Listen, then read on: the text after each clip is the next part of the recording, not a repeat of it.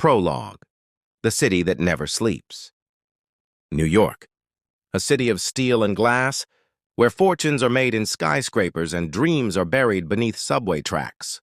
Every block tells a story of ambition, of poverty, of hope, of despair, and at the heart of it all, towering above the streets like a fortress, was the empire of Hassan al-Mansuri, a billionaire oil tycoon, a man who had carved his empire from the deserts of the Middle East, turned crude into kingdoms and built himself into something almost divine. In boardrooms and newspapers, he was feared, respected, and envied. But behind the headlines, he was also something else, arrogant, untouchable, and ruthless. Money to Hassan wasn't just power. It was survival. It was the only language worth speaking.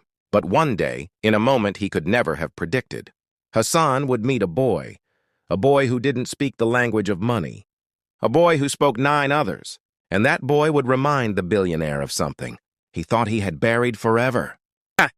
Part 1, The Encounter.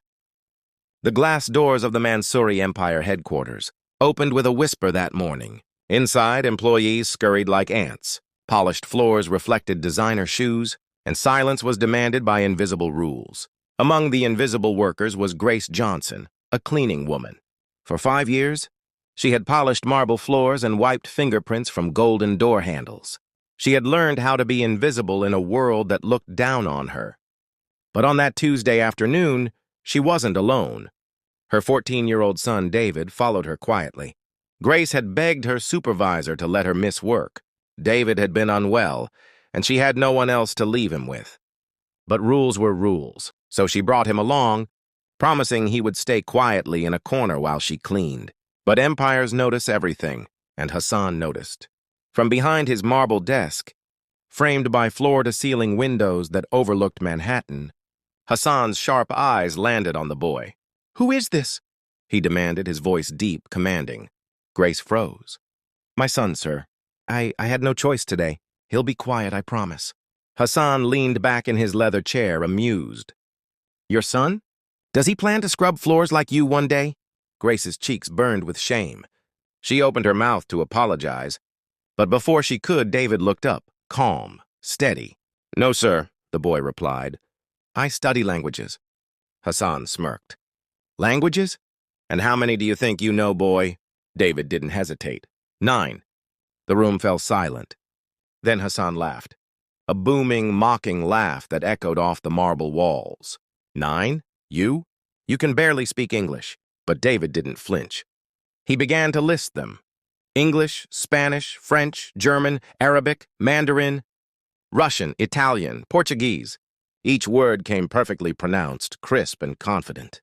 Grace's eyes widened. Hassan's laughter faltered.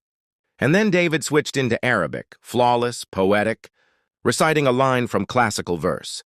"Knowledge is the light that guides in darkness. Without it, kings are blind." Hassan froze. That was no memorized phrase. That was the tongue of scholars, the tongue of his ancestors. For the first time in decades, Hassan al-Mansuri had no words. Part 2, The Challenge. From that day forward, Hassan summoned David often. At first, it was amusement. He would throw phrases in German or Mandarin at the boy, expecting mistakes. But David answered each one with ease. Soon, amusement turned into fascination. "Where did you learn all this?" Hassan asked one afternoon. David shrugged. "Books, the library, and my mother. She taught me discipline."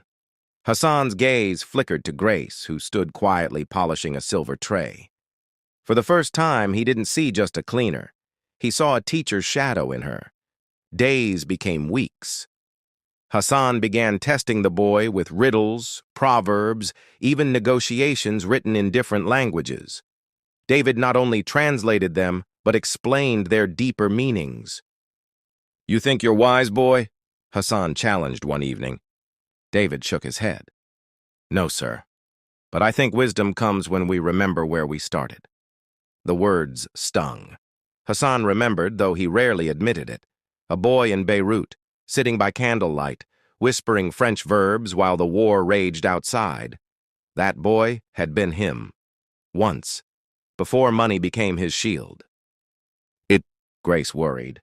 She feared Hassan would break her son's spirit. But every time David returned from those encounters, there was a fire in his eyes. Not fear, but courage. And strangely, Hassan seemed to change too. His voice softened, his temper eased, and his questions carried curiosity instead of cruelty. One night, Hassan asked, "Tell me, boy, what do you want from me? Money, a scholarship, a position in my company?" David shook his head. "I don't want your money. I just want you to remember." "Remember what?" "The boy you used to be." Hassan's chest tightened. The boy in Beirut. The boy with dreams. The boy he had buried beneath oil rigs and gold palaces. Part 3. The Fall and the Rise. That night, Hassan walked through his penthouse. The walls of glass reflected a man he no longer recognized. He wandered past priceless paintings he had never truly seen, shelves of books he had never read, and halls echoing with silence. And for the first time in decades, he wept. The next morning, Hassan didn't roar in board meetings. He listened. He asked questions. Slowly, his empire began to change, not in wealth, but in heart. Scholarship funds appeared in struggling schools. Libraries in the Bronx received donations. Workers in his company were given fairer treatment. Some said it was charity, others said guilt. But David knew the truth. It wasn't charity, it was remembrance. The final meeting between the boy and the billionaire happened months later. David stood by the same window where Hassan had once mocked him. The city glittered below. "Do you know what you've done to me, boy?" Hassan asked, his voice trembling. David turned, smiling gently. "I didn't do anything. You just finally listened." Hassan chuckled, wiping tears from his eyes. "I built an empire of glass and steel, but you built something greater. You built a mirror, and in it I saw myself." "Then promise me something," David said softly. "What?" "Promise me you'll never forget that boy in Beirut." Hassan closed his eyes. When he opened them, tears rolled freely down his cheeks. "I promise." Epilogue, The Legacy. Years later, the story of the boy who spoke 9 languages became legend. Not because he defeated a billionaire, not because he demanded riches, but because he awakened something greater, humanity. Grace no longer carried fear in her heart. David no longer felt invisible. And Hassan was remembered, not as the ruthless billionaire who owned an empire, but as the man who rediscovered his soul. Because sometimes the greatest revolutions don't begin with armies or kings. Sometimes they begin with a boy and a book. The end.